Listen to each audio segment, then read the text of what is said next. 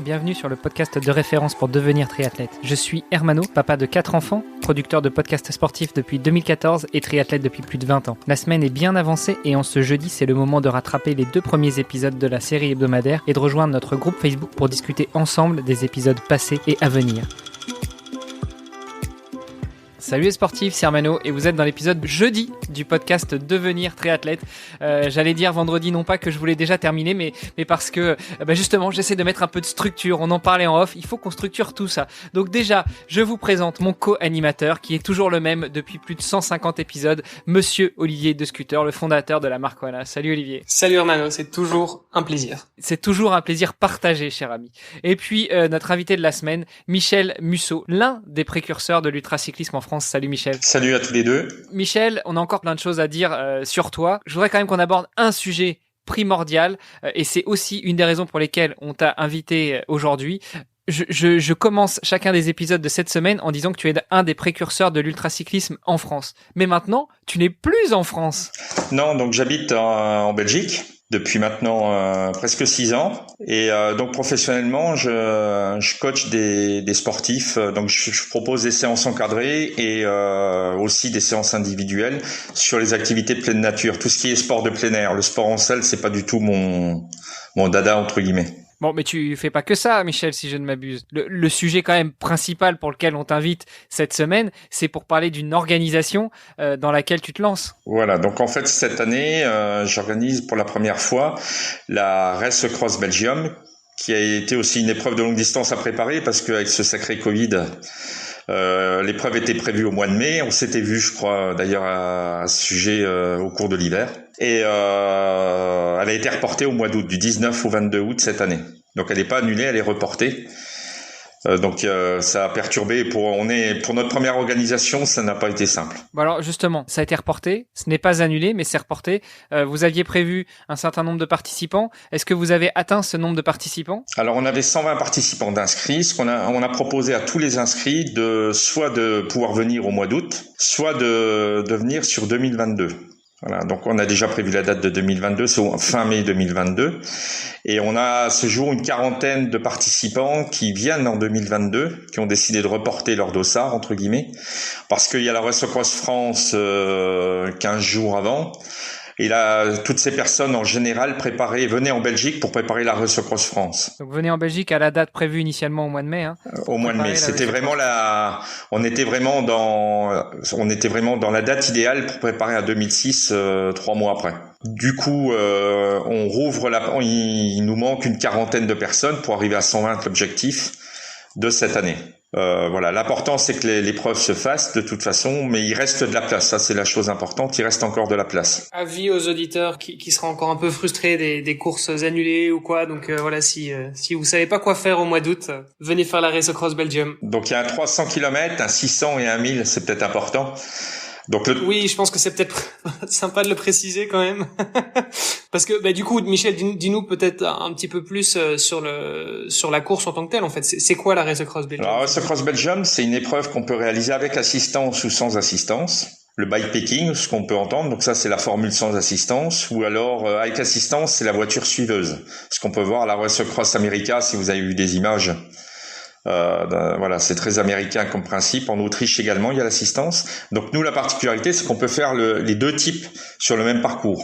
Et on part d'Arlon, qui est une commune qui se trouve à l'extrême est de la Belgique, aux portes du Luxembourg, et on rejoint la mer du Nord et on revient sur Arlon en passant par les plus grands monuments du cyclisme en Belgique. La côte de la Redoute, Stokke, donc une grande partie des bosses de Liège-Bastogne-Liège. On rejoint le mur de Huy pour monter le mur de Huy. On rejoint Waterloo. Je fais court, hein. Donc Waterloo pour passer au Lyon de Waterloo. Il y aura un checkpoint juste en bas. On rejoint la mer du Nord et on revient par une partie du circuit du Tour des Flandres, par les pavés, les murs de Grammont. Et on revient par toute l'Ardenne, la vallée de la Semois, et on traverse tout l'Ardenne pour rentrer. On passe juste avant Arlon à l'abbaye d'Orval aussi, une bière trappiste. Je ne sais pas s'ils vont pouvoir s'arrêter, mais on a essayé de condenser sur le parcours les particularités de la Belgique, quoi, en fait. La mer du Nord. Sur le parcours, 1000 km. 1000 km, oui. Parce que je pense qu'on aura compris qu'en 300 km, c'est compliqué de faire tout ça. L'idée, c'est vraiment de montrer en 1000 km, on va quand même à la mer du Nord, on voit une abbaye trappiste, et puis on passe sur les monuments du cyclisme des classiques. Pour ceux qui seraient peut-être moins familiers avec le parcours, en fait, on a tendance à dire que la Belgique, c'est le plat pays. Finalement, on a quand même 9000 mètres de dénivelé positif. Près de 11 000 mètres de dénivelé sur le... 11 000. 11 000.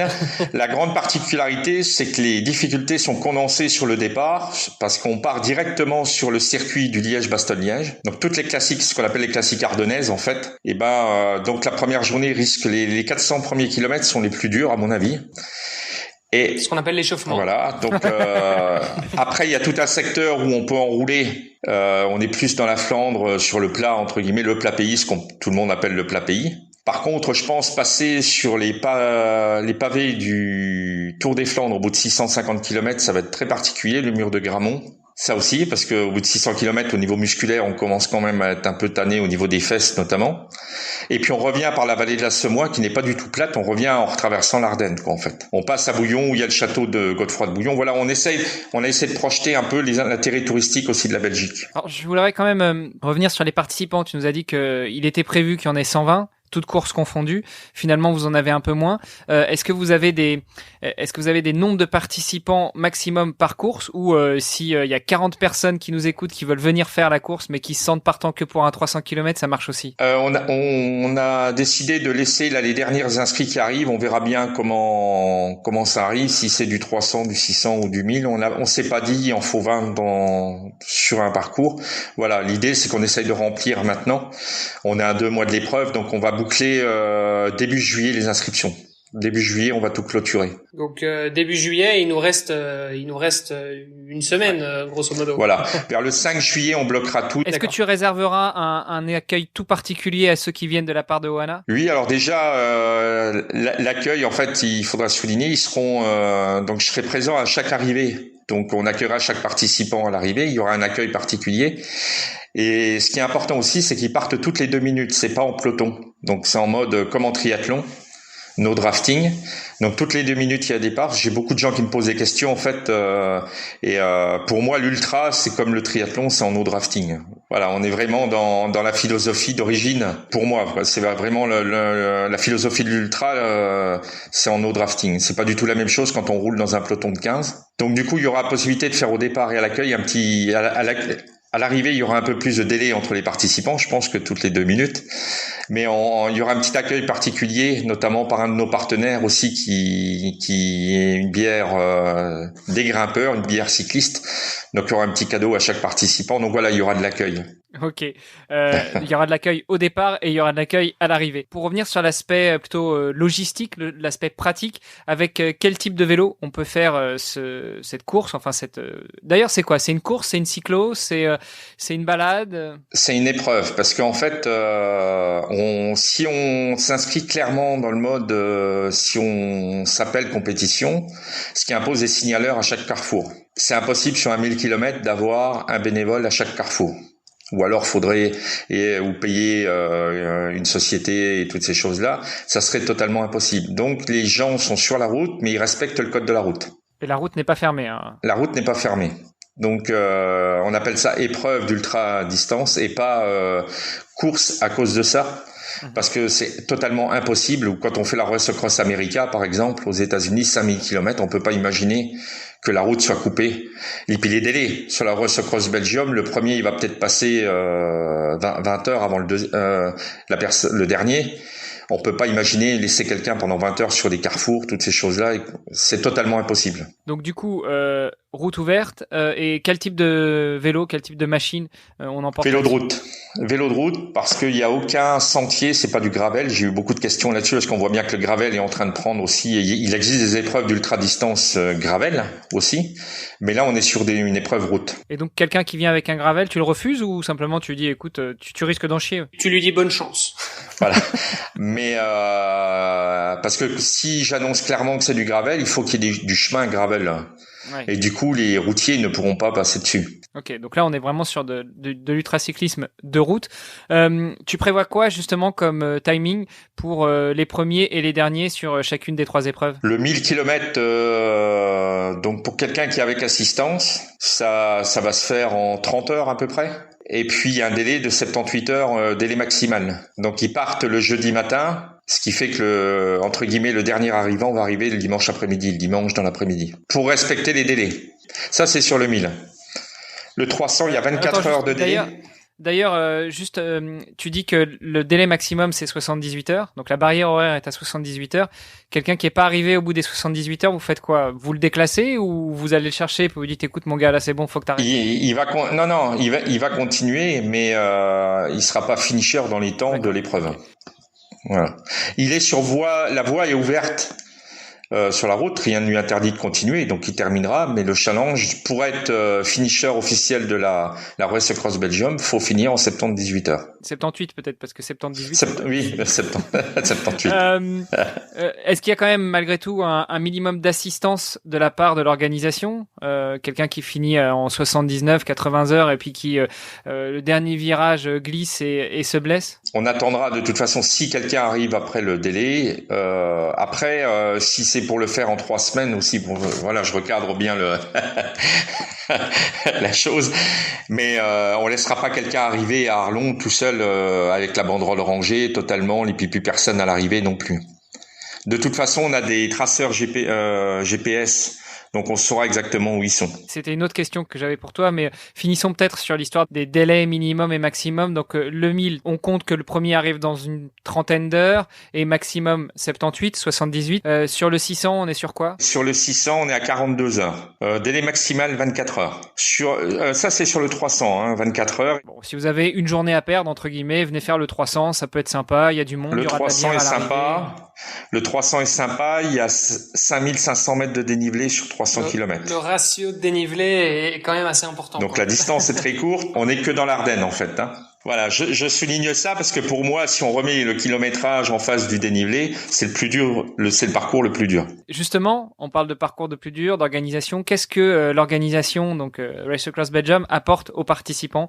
Tu nous as parlé de GPS, c'est-à-dire on se colle un GPS, on a le GPS de notre compteur kilométrique, comment ça marche? On a des traceurs GPS qui vont être positionnés sur les vélos, ce qui nous permet de savoir savoir où tous les participants sont. Les familles, les amis en fait, qui aura un site internet qui va être dédié pendant l'épreuve et avec le nom du participant, on pourra retrouver où ils sont exactement. Qu'on soit un peu partout, donc ça c'est sécurisant pour la famille, les amis, on sait où les participants sont. Exactement. Et nous, ça nous permet de voir au niveau organisateur où ils sont. Ils se mettent en stand-by s'ils s'arrêtent dormir sous une toile de tente quelque part ou autre chose. Donc en fait, on sait qu'ils sont en arrêt. Donc du coup, ça nous permet de voir qu'il y a un problème si lui-même s'est pas mis en stand-by et que on voit une balise qui bouge plus. Il est à l'arrêt. Voilà, il est à l'arrêt. Il y a quelque chose qui s'est passé. Il peut déclencher la balise, dire qu'il y a un gros problème une chute, je reviens, quoi, toutes ces choses-là. Donc voilà, on a des éléments sur le vélo qui vont être positionnés, notamment pour la sécurité. Ensuite, on a 3 points qu'on appelle base de vie. Donc dans les bases de vie, il y a un petit ravitaillement, toujours dans l'idée de rester dans l'ultra. Alors il y a des gens qui nous demandent quasiment de faire des pizzas, des choses dans le genre. On n'est plus dans l'idée du sans autonomie, c'est-à-dire qu'on aura des barres énergétiques, boissons énergétiques, mais tout en restant dans l'esprit ultra. C'est vraiment le strict minimum. La personne doit être autonome. Oui, et puis rien n'empêche à l'ultracycliste d'aller pousser la porte d'une boulangerie pour se payer sa part de pizza. Exactement. Pour moi, si t'installer en terrasse et te faire un bon resto si t'en as envie. Mais voilà. Surtout que les terrasses sont ouvertes. Voilà. Et il y a plus de couvre-feu. Et donc du coup, ces bases de vie, c'est le seul endroit où les familles et les proches peuvent voir les participants et venir échanger et leur apporter quelque chose. En dehors, c'est strictement interdit quand on a pris la formule sans assistance. Je donne un exemple d'avoir un camping-car garé sur le bas-côté. Le gars, il monte dans le camping-car, il mange ses pâtes. Et il se change entièrement. Ça, du coup, ça devient de l'assistance. Et ça, c'est strictement interdit. Vous avez donc 3 courses, mais chacune des 3 peut être avec ou sans assistance, c'est ça? Il y a juste le 1000 qui peut se faire avec assistance. Voilà. Tout le reste, c'est en version autonomie. Sincèrement, le 300, il n'y a pas besoin de grand chose pour partir. Quand je dis grand chose, À mon avis, il y a moyen de même pas passer la nuit sur le vélo, quoi. Au mois d'août, il fait quand même jour assez tard avec des lampes. Voilà, on fait pas le tour de l'horloge. Il y a moyen voilà, il n'y a pas une nuit à passer sur le vélo, toutes ces choses-là. Donc en termes de sacoche, de bikepacking, c'est beaucoup moins lourd que le 1000. Oui, mais le 300 monte plus. Ouais, du coup, je t'ai coupé. Tu nous disais, donc, vous, ce que vous proposez, enfin, ce que l'orga propose, c'est une balise GPS pour pouvoir tracer à tout moment les participants, vérifier aussi si jamais il y a un problème. Tu nous as dit, le participant, en cas de problème, s'il est encore conscient, il peut déclencher la balise, c'est-à-dire que il y a possibilité d'apporter une assistance en cas de problème. Oui, voilà. Donc après, c'est les pompiers, c'est je dirais, c'est les secours normaux qui assurent en cas de, voilà. Nous, on peut prendre contact avec, ou alors la personne directement. Voilà, mais on doit être mis au courant on doit être mis au courant que l'exemple type, il est embarqué dans une ambulance pour aller à l'hôpital. On doit être prévenu également. Donc c'est pour ça que ça a un intérêt, la balise GPS. Et sur tout ce qui est assistance en dehors, l'important c'est de dire que c'est interdit aussi. Beaucoup de gens envisagent la voiture garée sur le côté, comme on peut retrouver sur Paris-Brest-Paris par exemple. Paris-Brest-Paris, on voit des allées de voitures garées, tout le monde s'arrête. Il y a de l'assistance sauvage entre guillemets au bord de la route. Et donc ça, tu dis c'est interdit. Comment est-ce que vous allez justement contrôler que le Dossard 58 avait pris sans assistance et finalement il y a un camping-car qui l'attend pour manger ses pâtes? Alors, il y a plusieurs choses. En fait, on aura des contrôleurs qui vont faire des va-et-vient entre des communes. Voilà, donc on ne dit pas où ils sont parce que du coup, c'est des bénévoles qui viennent de Verviers, de Namur et tout. Et en fait, moi, je sais que de telle heure à telle heure, ils vont faire 7-8 allers-retours sur les 30 km en voiture. Donc du coup, ces gens-là, s'ils voient qu'il y a un problème du type, ils téléphonent à l'organisation et ça peut être la mise hors course directe. L'autre problème, ça sert aussi donc on a les balises GPS, on verra très bien aussi, ça permet de surveiller si un participant, je donne un exemple, s'il réalise 30 km en un quart d'heure, c'est qu'il est monté dans une voiture. Il y a des chances, ouais. Voilà. S'il y a deux balises qui se suivent pendant plusieurs heures alors qu'ils sont en solo. Voilà, donc il y a le côté sécurité et le côté en même temps dans le monde il y aura toujours des tricheurs et tout. On part pas sur ce principe-là, mais ça sert à rien de toute façon d'imaginer. Il y a un traceur sur le vélo, quoi. Ou même de couper le parcours. Du coup, couper le parcours à un moment, parce qu'on va jusqu'à la mer du Nord et à un moment, c'est vrai qu'on pourrait dire à 30 bornes de la mer du Nord, je coupe, je vais pas voir la mer du Nord et je reviens. Mais il y a une base de vie qui est secrète et autant dire qu'elle est tout au bout, quoi. Donc c'est pas la peine de couper à un moment pour gagner 30 ou 40 km. De toute façon, avec la balise GPS, on peut tout voir en même temps. Alors justement, tu dis couper le parcours. Vous imposez un parcours, que ce soit sur le 300, sur le 600 ou sur le 1000.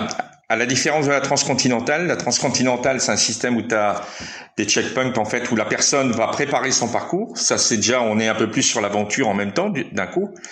Parce que tu as des stratégies différentes. Est-ce que je passe l'école ou est-ce que je contourne l'école avec des kilomètres différents? Donc là, tu as toute une stratégie qui peut être mise en place. Nous, il y a une trace GPX et il faut que la personne soit sur les traces GPX. À part, comme tu disais, Olivier, s'il y a une boulangerie à 200 mètres en dehors du parcours ou un point, la personne est autorisée, bien sûr, à sortir du parcours pour aller à la boulangerie ou au petit magasin du coin chercher du pain et puis n'importe quoi. C'est pas obligé d'être sur la trace officielle. Et justement, pour suivre cette trace officielle, j'imagine que vous mettez à dispo la trace GPX et puis après, tout le monde le charge dans son compteur de vélo. Alors, on a un partenariat là-dessus. On a Komoot qui est très connu, qui est une marque allemande. Eux, ils sont notre partenaire là-dessus et chaque participant aura l'application mise à disposition avec tout ce qui est carto à l'arrière, toutes ces choses-là. C'est notre partenaire navigation, exactement. Voilà, partenaire navigation. Bon, messieurs, on a encore bien explosé le timing aujourd'hui. Je vous propose qu'on revienne dans le dernier épisode de la semaine, à savoir demain, sur tous les sujets qui pourraient rester en suspens. On pourra reparler de la Race Across Belgium, on pourra reparler de Monsieur Musso et puis peut-être de la suite qu'on pourra donner à tout ça. À demain. Yes. À demain. Vous avez apprécié nos échanges? Alors n'hésitez pas à aller sur Apple Podcast, laisser un commentaire, passer faire un petit tour sur les différents réseaux sociaux, taguer notre invité dont on remet toutes les coordonnées dans les notes de cet épisode et n'hésitez pas à venir faire un petit tour sur notre groupe Facebook, c'est le meilleur moyen d'interagir avec nous et d'en savoir un petit peu plus sur les actualités multisports du moment. Je vous donne rendez-vous demain pour un nouvel épisode. Salut les sportifs!